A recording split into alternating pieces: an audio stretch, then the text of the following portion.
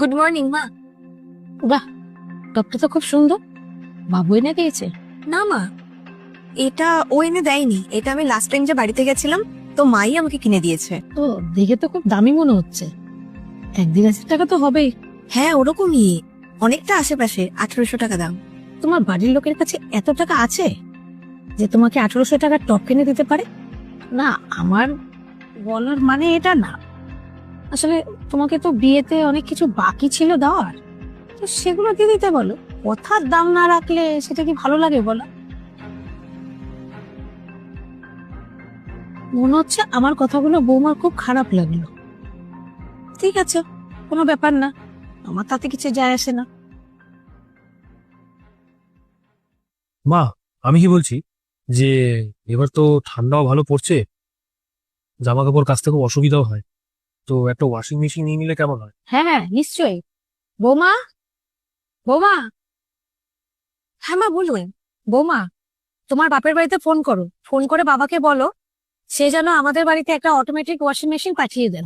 না না মা, আমি কি বলছি, ওর বাপের বাড়িতে ফোন করে বলার কোনো প্রয়োজন নেই, আমি নিজেই নিয়ে নিতে পারবো। কোনো দরকার নেই তোমার টাকা খরচা করার। ওয়াশিং মেশিন তো আসবে ওর বাপের বাড়ি থেকে।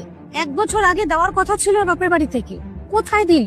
তো এখন যখন দরকার, তো এখন দেখ। বাবা, কি আনন্দ পায় এরা কথার খেলাপ করে।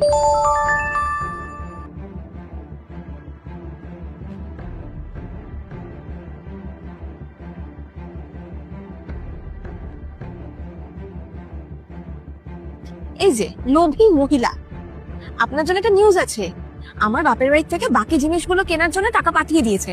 আমি কালকে সকালবেলা এটিএম এ গিয়ে পুরো টাকাটা তুলে নিয়ে আসবো, তুলে এনে আপনার মুখে ছুঁড়ে মারবো। এটা কিভাবে কথা বলছো তুমি আমার সাথে? তুমি নয়, আপনি বলে কথা বলুন আমার সাথে। কারণ এতদিন আমার বাপের বাড়ি থেকে যখন টাকা পাঠাতে পারেনি, আমাকে কাজের মেয়ে বানিয়ে রেখেছিলেন এই বাড়িতে। কিন্তু এখন আমার বাবা পুরো টাকাটা পাঠিয়ে দিয়েছে। অতএব আজকের পর থেকে আমি এই বাড়ির মালিক, আর আপনি হচ্ছেন এই বাড়ির কাজের লোক। তোর মার সাথে এইভাবে কথা বলছে আর তুই বসে বসে শুনছিস? ও কি বলবে? এতদিন যখন আপনি আমার উপরে অত্যাচার করছিলেন, তখন যখন ও চুপ করেছিল, এখনো চুপ করেই থাকবে। ওর কোনো কথা বলার অধিকার নেই। আমার বাপের বাড়ির থেকে টাকা পাঠাতে পারছিল না বলে আপনি আমার উপরে অনেক অত্যাচার করেছেন। যদিও আমি বলে রাখি, যৌতুক নেওয়াটা আইনত অপরাধ, কিন্তু তারপরেও আপনি নিচ্ছেন, আর আমি দেব।